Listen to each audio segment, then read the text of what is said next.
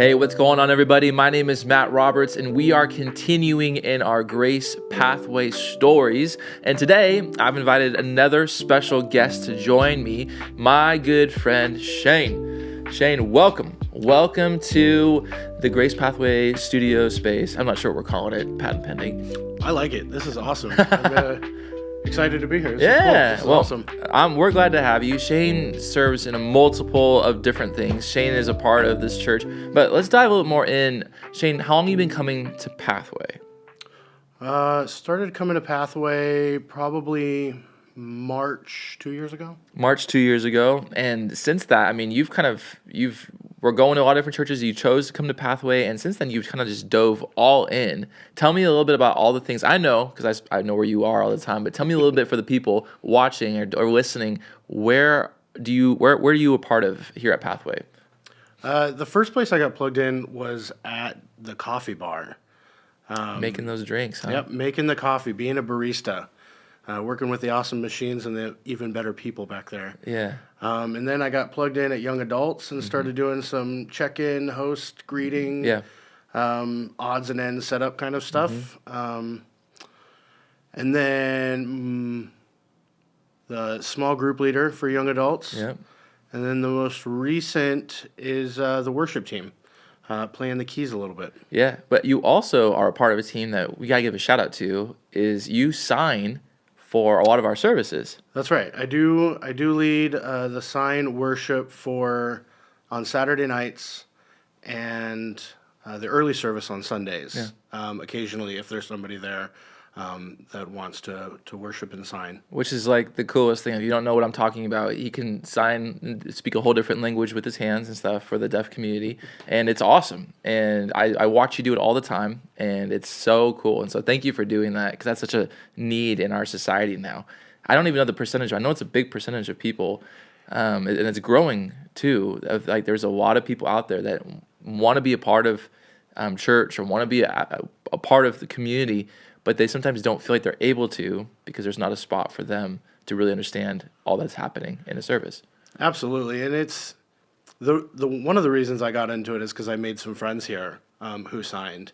And then when I came to one of the services, there was a community that was worshiping and signed, and it was so beautiful. Like, I started tearing up just watching the worship, and it was so motivating for me to learn more and to be connected more into the community. And through that process, I've learned more about the deaf community. And there are a lot of people out there who don't have a clear path to be able to learn about Jesus or church or anything like that. And even at work, I know some people. I have some friends at work who are deaf, who I've been able to communicate a lot better with. I've started inviting them to church, hoping to get more people here. Yeah, I love that. So tell me, let's go back a little bit. I mean, were you raised in a Christian home?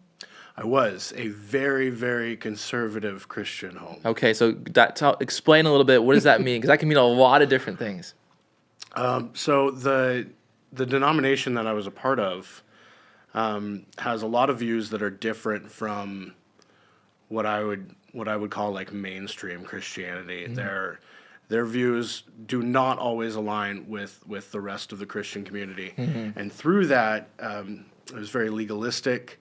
They didn't teach a lot of differing views, and so if you've got a topic where it's debatable, or there's different groups that are talking about different issues, or doing eisegesis in different ways, they weren't talking about any of that stuff. So there was a lot of information that's out there in Christianity that just was never taught to me. And through that minimal information that was taught in that church, it actually caused me to fall away from the faith for the better part of my adult life. I started deconstructing around 18, 19 years old. Wow. And didn't come back to the faith until I was 31. Wow. So that's a pretty big gap there. So let's talk about that. I mean, that word deconstruction in our society was like a hot word, like, let's say 4 to 5 years ago. Oh, yeah. Where everybody started, some books came out, some pastors started to change a little bit of their theology, and all of a sudden it became deconstruction. But for you, it was even deconstructing from a lot of the the former theological truth that you were being taught, what made you go, that something's not right here, that something can't add up? What was it for you that, like, was it the people in the church that you were just like, this is tough to really relate to? I don't get this. A God that does this. What was it that was like causing you to go like, I got questions, and this is causing me to not want to be here right now?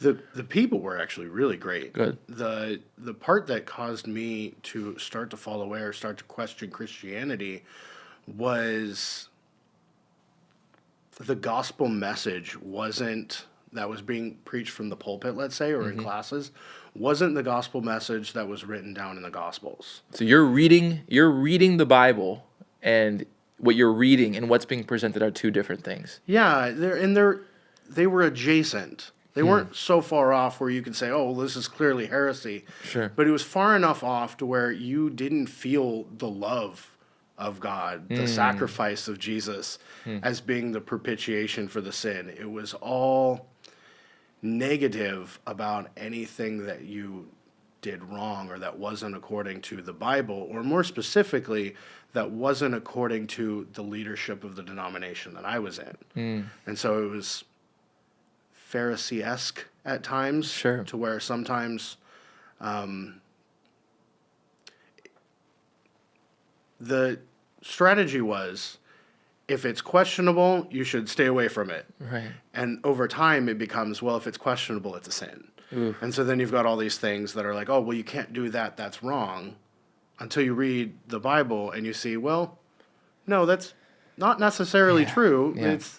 It's a wisdom issue. And maybe for some it is. Like, you have to follow your conscience. But on the other side of it, you don't want to go into that Pharisee road where it's like, well, in order to make sure that we don't break the law, let's create all of these extra laws to make sure that you don't. And then if you pick the weed on the Sabbath, and then all of a sudden, you're being not in a good situation Totally. from the priests and the Pharisees. And It's amazing how if you try and uphold the law, no one's able to do it. Nope. And it's you're trying to earn something that's not easy to earn. You can't do it. You're not able to do it.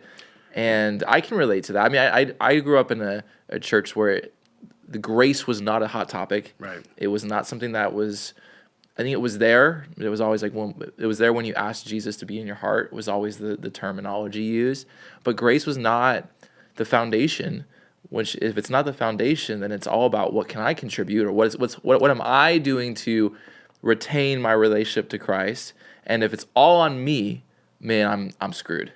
Yeah, it's all about crawling out of that guilt pit, because you can never get out of it. No, it keeps getting bigger. It keeps growing and growing.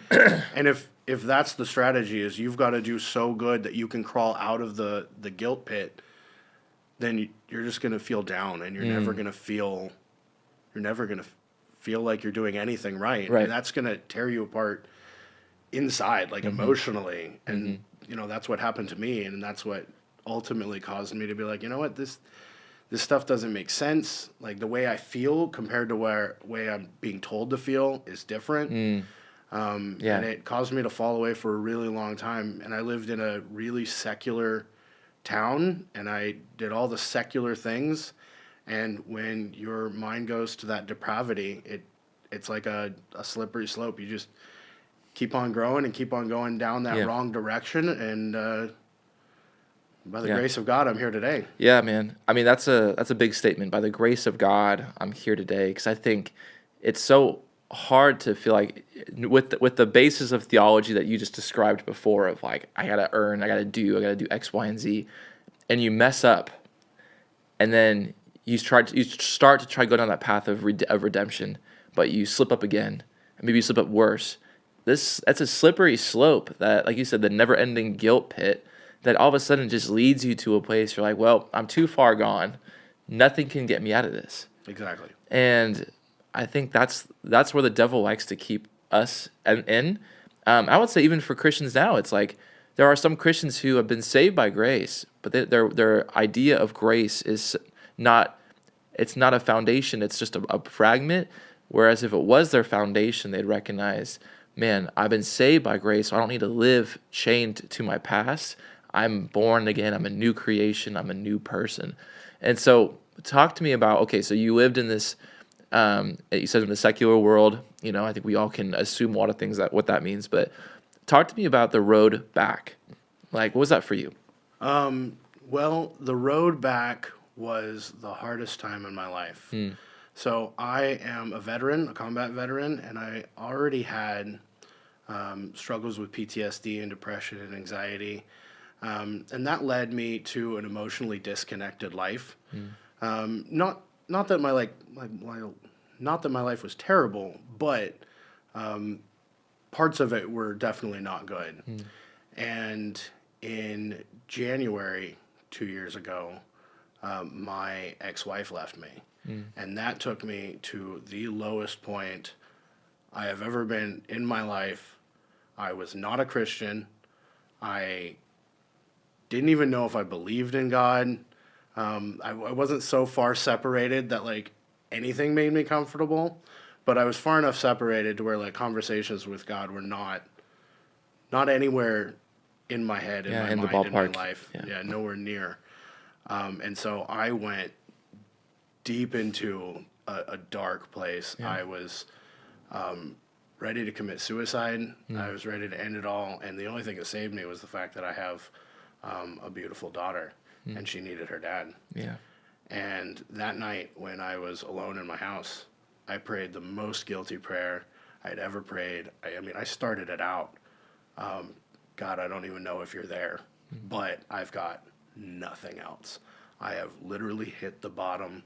There is nowhere to go for me but to you. So I'm here. I'm all ears. My eyes are open. My arms are open. Whatever you need, I'm here. The next day, my now best friend, who is my neighbor, was in my backyard picking up trash that had blown from his yard into my yard in the night. And I was alone, and I just needed somebody to talk to. So I went outside and started talking to him. And his name is Kevin, and he goes to Pathway.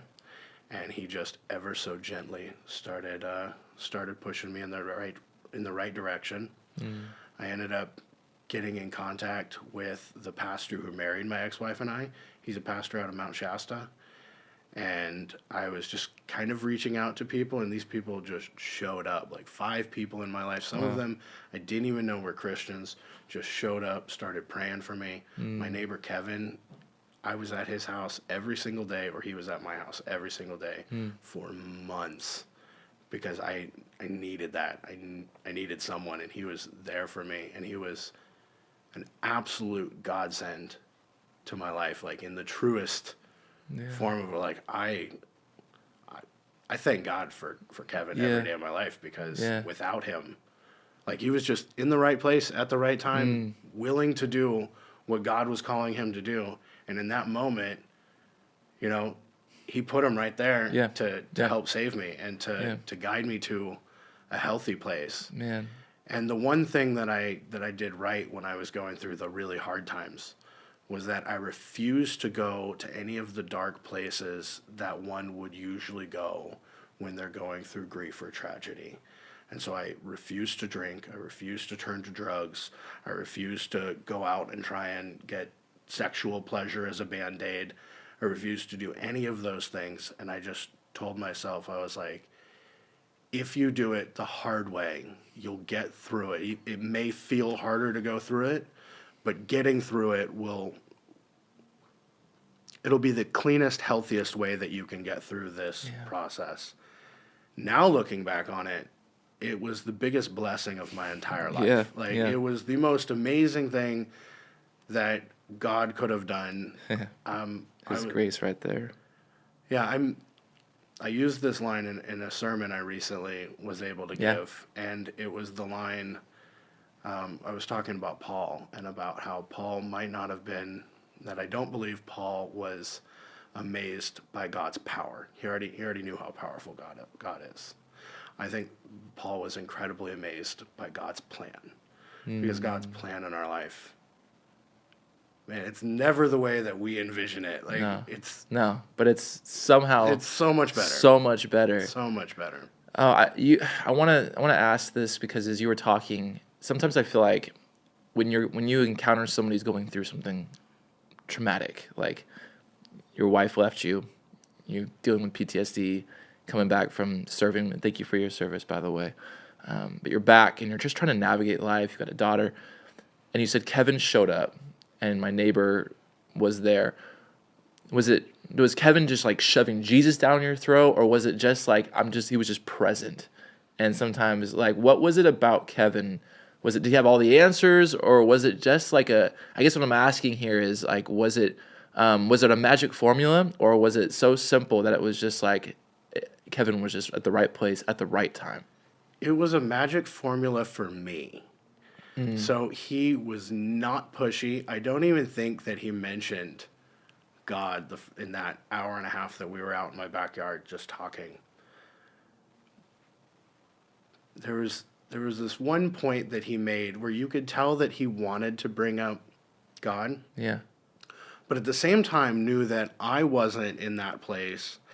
And coming from the secular background where you listen to these atheistic and agnostic one-liners from the world so much, and they sound good if you don't ask any questions, if you don't dig deep. All of those statements sound true. And so I know that Kevin wasn't trying to be pushy, and so he just made the statement. He said, what are we here for? What is the purpose for any of us to be here? Is it to get married, have kids, get the white picket fence, grow old and die? Or is there something in everyone's lives that is more important than themselves? And so at the same time where I knew where he was going, I also listened to what he said and tried to apply it. And that was kind of the turning point. Yeah. Was like, okay, who is the most important person in the world or in my life? And if the most important person for every individual is themselves, we're not going to have a very good world. Yeah. There has to be something bigger. Yeah. There has to be something more important than self. Yeah. And the answer to that is obviously God. Yeah. I love that he had the self-awareness, the social awareness to read the room. Because I feel like sometimes as people in our society, we want to quickly jump in and fix. And sometimes when you do that, it just pushes someone further into the dark guilt pit. We're going to keep this analogy going. But what I love that Kevin did was he just met you where you were. And he loved you enough to not just leave you where you found you, but not try and force his path on you, but I'm going to just walk alongside of you, and we're going to do this together. And I feel like sometimes as like followers of Jesus, it's just simply that. Are we willing to do life with somebody else we are very different? We don't have all the answers, but we know the person who does. And can we just be obedient to what God wants to do through us in that moment? And it might just be shut your mouth and love that person as best as you possibly can and see what I want to do with it. Yeah, and that was a lesson to me also, because when I'm out at work, there are a lot of non-Christians in the environment where I work, and sometimes I just want to share the gospel, and I want to talk about God, and I want to do certain things. And for some people, I know that the best thing that I can do is just to be a loving person. And some people have come up to me and be like, man, you're such a different person than you were a couple years ago. It's so crazy to see. And it's not all big things. It wasn't that I was some scary or mean or terrible person. Sure. But I'm a happier person now. I'm a kinder person now. Yeah. And not always. We have our moments, right? But in general, my work ethic is stronger now. And so some people just see that. And they also see that I know that I'm not perfect. And I'll tell people oh man, I make mistakes all the time. But there's freedom in that, though. Yeah, there is freedom in, I think, because going back to where you were before you were 18, and this ideology that you have to chase perfection is such a burden and a weight that we're not created to carry. And so, man, when you're recognizing I can love myself by recognizing it, I'm not just loving my sin nature in me, I'm loving the new creation that Jesus has made me into. Man, I don't have to be perfect because he's perfect. Pressure off. I can own up to my mistakes, and I can be quick to go, yep, I'm going to be more like Jesus.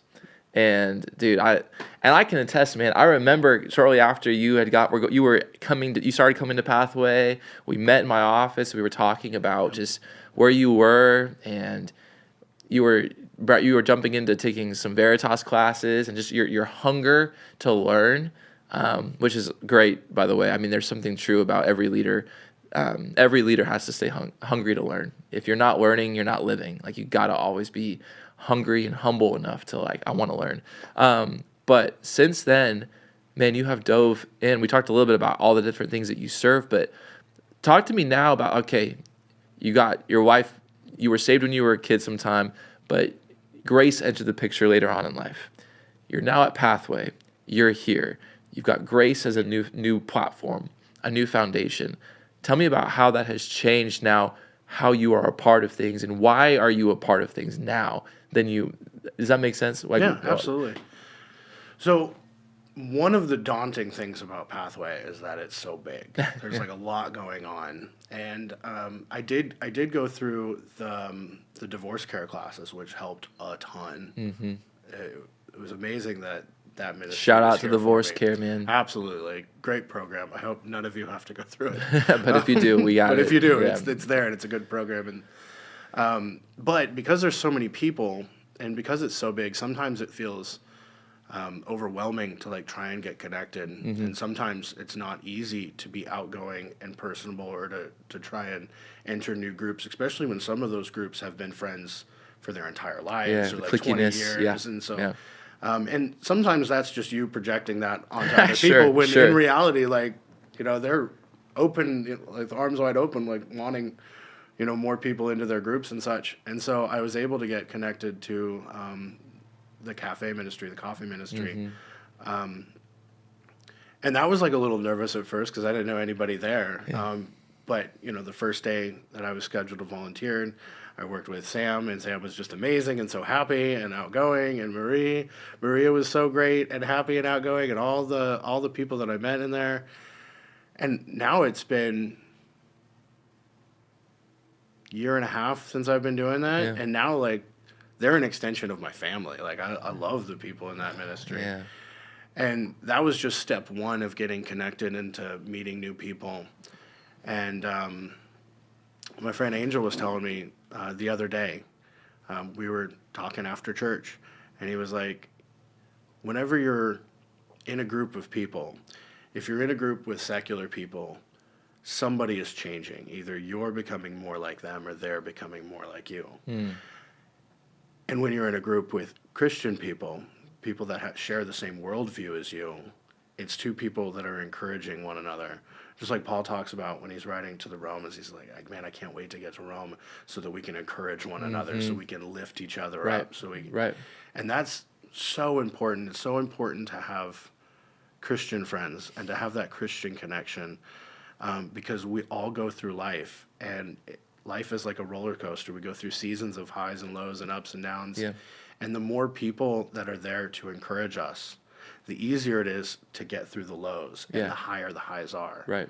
And so that first connection into serving was huge. Yeah. To start to build my Christian friend group. I love that, because when you start serving, I think so often too, it's people are like, well, it's just the church trying to get something from me.